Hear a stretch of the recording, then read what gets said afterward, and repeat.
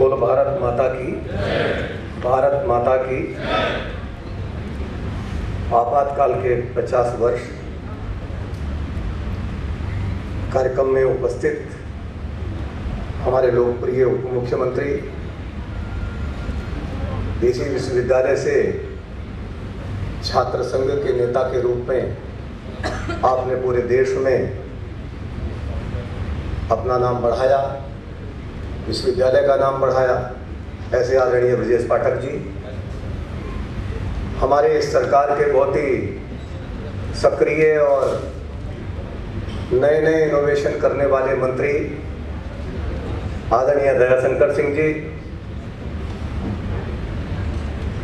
हिंदुस्तान समाचार समूह के अध्यक्ष आदरणीय अरविंद जी,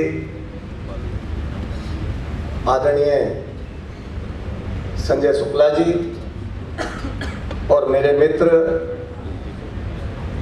जिनके आदेश पर मैं इस कार्यक्रम में उपस्थित हुआ हूं, ऐसे वरिष्ठ पत्रकार भाई दिलीप शुक्ला जी, और मेरे सामने बैठे मैं चेहरे देख रहा हूं, व्यक्ति नहीं जो अपने आप में एक एक संस्था है, ऐसे तमाम सम्मानित साथी, वंदनीय साथी।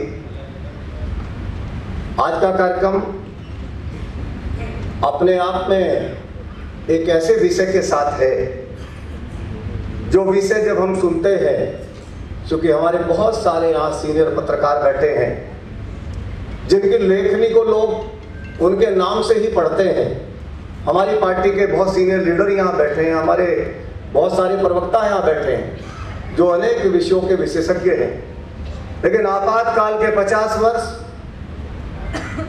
जब ये वाक्य हम सुनते हैं तो कहीं ना कहीं हमें लगता है, हमारे रोंगटे खड़े होते हैं कि वो घिनौना अध्याय, ये वो घिनौना चैप्टर जिसकी चर्चा आज भी, और कई बार लगता हो कि 50 साल हुए हैं, तो 50 साल के बाद भी इस कार्यक्रम को हम लोग करते हैं, तो मुझे लगता है कि हमारे लोकतंत्र जो सेनानियां बैठे हैं उनका अभिनंदन करने का हमें अवसर मिलता है।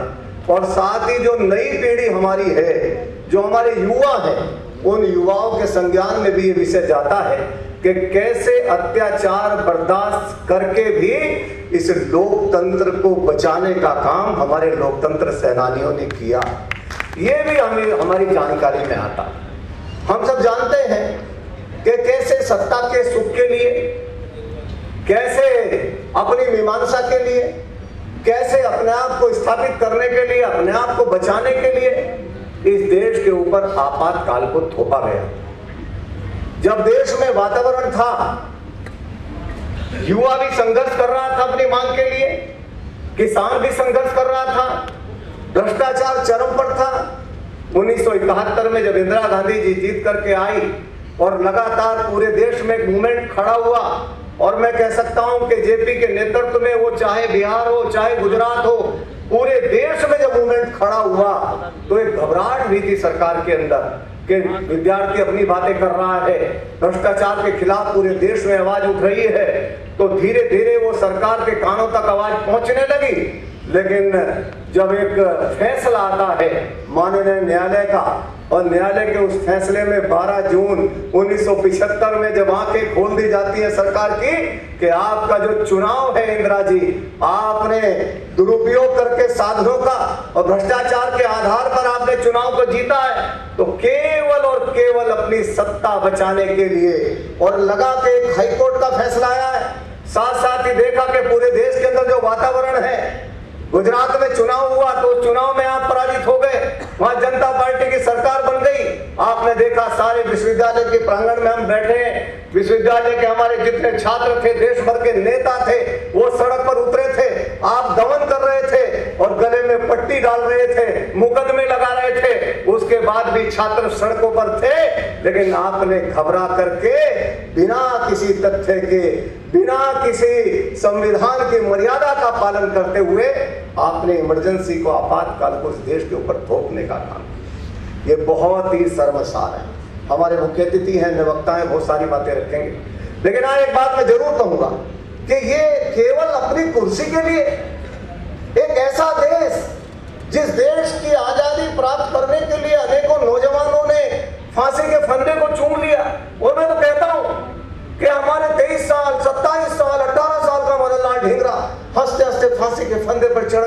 शायद उसी समय किसी कवि ने लिखा होगा, खून जितना था बहाया वतन के वास्ते, खून जितना था बहाया वतन के वास्ते, एक कतरा भी ना रखा अपने तन के वास्ते।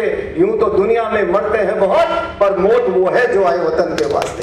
ऐसे क्रांतिकारियों ने देश को आजाद कराया और आप सत्ता की लोलुपता में आप इस हद तक चले गए। आपने इस आपातकाल को देश के ऊपर थोपने का काम किया। उस समय टेलीविजन नहीं था, लेकिन आपने रात में कोई कैबिनेट नहीं किया। आपने सुबह ही जैसे लोगों ने आकाशवाणी बीबीसी के माध्यम से सुना कि देश पर तो आपातकाल लागू हो गया है, और जगह जगह आपने दबिश देनी शुरू कर दी, आपने गिरफ्तारियां शुरू कर दी। हमारे बहुत सारे पत्रकार साथी यहां बैठे, सारे अखबारों पर आपने चाबुक चला दिया। विरोध करने के लिए कहते हैं, बहुत सारे अखबारों ने अपना विरोध प्रकट करने के लिए अपने कोरे पन्ने छापने शुरू किए।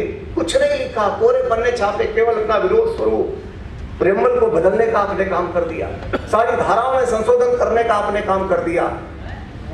लेकिन मैं कह सकता हूं कि जब हम लोग आजाद हुए थे, हम लोकतंत्र की लड़ाई लड़ रहे थे, आजादी की लड़ाई लड़ रहे थे, उस समय शायद चर्चिल ने टिप्पणी की थी, और उस टिप्पणी का जवाब, और टिप्पणी में जो बोल दिया था कि कैसे लोकतंत्र को संभालेंगे, लेकिन उस टिप्पणी का जवाब यदि चर्चिल जैसे व्यक्ति को देने का काम किया तो देश के नौजवानों ने किया, राष्ट्रीय स्वयंसेवक संघ ने किया, और तमाम एबीपी या सारे संगठनों ने किया कि हम लोकतंत्र बनाना भी जानते हैं और हम लोकतंत्र को बचाना भी जानते हैं। अपनी जान को देकर के लोकतंत्र को बचाने का काम किया। 1 लाख से ज्यादा लोगों को जेलों में भेज दिया गया। मैं विस्तार में नहीं जाना चाहता। एक हमारे प्रचारक एक बार हमारे घर पर मुझे सौभाग्य मिला उनके आने का, तिलकराज कपूर जी। मैंने उनसे पूछा, आपकी जो ये नाखून है ये भाई सब काले काले क्यों हैं? आपके पैरों के नाखून भी काले काले। लेकिन उन्होंने बात को टालते रहे, क्योंकि सोम का प्रचार वो लोग नहीं करना चाहते। तो मैंने पूछा क्या हुआ, तो उन्होंने कहा नहीं छोड़ो।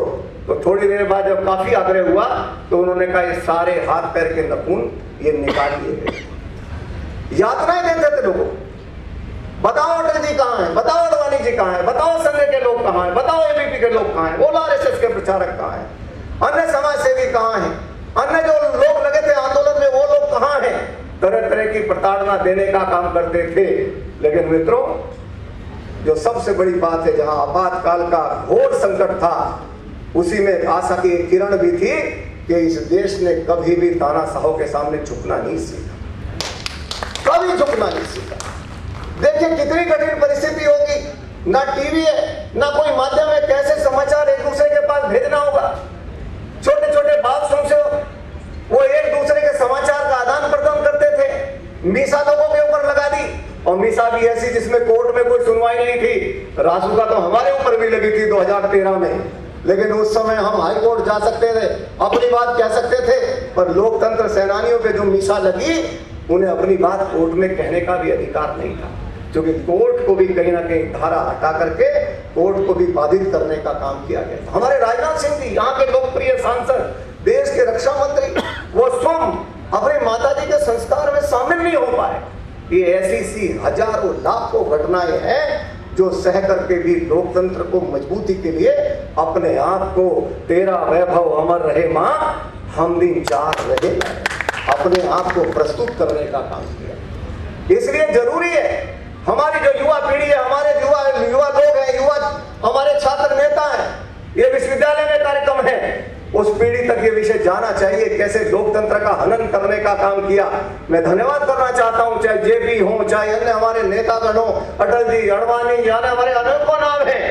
राजनारायण जी ने भी जो है उस समय वो गए थे कोर्ट के अंदर, कि जिन्होंने संघर्ष का बिगुल बजाया और देश के अंदर ऐसा वातावरण खड़ा किया कि पूरे देश को एक मत करने का काम किया और तानाशाहों को झुकाने का काम कर दिया। आज भी बहुत सारे लोग छोटी सी एक किताब लेकर के जेल में घूमते हैं, संविधान दिखाते हैं संविधान। इसलिए इस कार्यक्रम का यह भी महत्व है कि ऐसे लोगों को बताना चाहिए कि जेल में जो किताब लेकर के घूम रहे हो, इसे दिखाने का तुम्हें अधिकार नहीं है। अरे बाबा साहब चुनाव लड़ रहे थे, उपचुनाव, तो आपने 1952 में देखा कि बाबा साहब जीत रहे हैं। उसी बाबा साहब के आपने चुनाव में 80,000 से ज्यादा वोट निरस्त करा करके उनको चुनाव हराने का काम किया। आपको एक किताब दिखाने का काम नहीं है, आपने प्रेम्बल बदलने का काम किया, आपने हमारी धाराओं में छेड़छाड़ करने का काम किया, लाखों लोगों को जेल भेजने का काम किया, अपनी कुर्सी बचाने के लिए जो भी हो सकता था वो प्रताड़ना आपने देने का काम किया। एक जेल में जिसकी क्षमता 400 थी, उस जेल में 4000 लोग थे। कोई मेन्यू नहीं था, कोई व्यवस्था नहीं थी, केवल और केवल दमनकारी नीति थी। लेकिन इस दमनकारी नीति को कुचलते हुए मैं, चूंकि 100 वर्ष संघ के पूरे हो रहे हैं, मैं राष्ट्रीय स्वयंसेवक संघ और तमाम उन सामाजिक संगठनों का हृदय की गहराइयों से धन्यवाद करना चाहता हूं कि जिन्होंने मजबूती के साथ बिना संसाधनों के इस मसाल को जलाने का काम किया और देश के लोकतंत्र को बचाने का काम किया। 1893 में स्वामी विवेकानंद जी ने कहा था कि मेरी आंखें देख रही हैं। आज 100 वर्ष संघ के पूरे हो रहे हैं। उस समय कहा था कि मेरी आंखें देख रही हैं। जो बहरे हैं वो सुन नहीं पा रहे होंगे, जो अंधे हैं वो देख नहीं पा रहे होंगे, लेकिन मेरी आंखें देख रही हैं कि आने वाले समय में भारत विश्व गुरु होगा। और आज हम उस पल को देख रहे हैं अपनी आंखों से। मैं आदरणीय नरेंद्र मोदी जी का अभिनंदन करना चाहता हूं कि किस तरह से माहौल बनाया देश को परम पर ले जाने की तरफ। उत्तर प्रदेश में यशस्वी मुख्यमंत्री योगी जी का धन्यवाद करना चाहता हूं और ऐसे लोगों को भी कहना चाहता हूं कि जिनके पूर्वज जेलों में गए, आज वो कांग्रेस के साथ गलबैया करते घूम रहे हैं, हाथ में हाथ डाल करके घूम रहे हैं। इसलिए आपातकाल के 50 वर्ष उस इतिहास को, उस कलंकित समय को भी याद करने के हैं। और हमारे नौजवानों, हमारे संगठनों, हमारे पत्रकार साथियों, पत्रकारों पर प्रतिबंध लगा दिया। 1000 से ज्यादा पत्रकार, बड़े संवाददाता जेल भेज दिए, लेकिन वो फिर भी दबे नहीं। आप कल्पना करिए कि बड़ी बड़ी मशीनों पे जहां काम होता था, फिर काम होने लगा कि रात को आवाज ना आ जाए, धीरे से हाथ की मशीनों से काम करते थे, प्रिंटिंग करते थे। फिर संघ के कार्यकर्ता, एबीपी के कार्यकर्ता, सामाजिक संगठनों के कार्यकर्ता रात रात वो पत्र वितरित करते थे। जो मिसा में बंद है उसके लिए व्यवस्था उसके घर की करना। बहुत सारी कहानी तो ऐसी होती है, बेटी की शादी तय हो गई और वो मिसा में बंद है, तो समाज के लोगों ने इकट्ठा होकर कहा चिंता की कोई बात नहीं है, समाज आपके साथ खड़ा है। ऐसे लोगों के अभिनंदन का भी समय है। मैं आपका अभिनंदन करता हुआ और युवा पीढ़ी से आह्वान करता हुआ, चूंकि समय की प्रतिबद्धता है, युवा पीढ़ी से आह्वान करता हुआ कि आप पहचानिए उन तमाम लोगों को जिन्होंने लोकतंत्र के खिलाफ एक षड्यंत्र करने का काम किया, जिसने भारत की छवि को धूमिल करने का काम किया।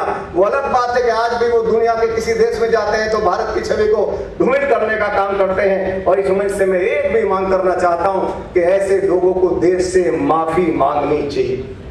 और यदि वो कहते कि अपराध मेरा नहीं है, मेरे पूर्वजों का अपराध है, तो कम से कम अपने लिए नहीं, उन्हें पूर्वजों के नाम पर ही देश से माफी मांगनी चाहिए, क्योंकि उन्होंने बहुत सारे लोगों का हनन किया।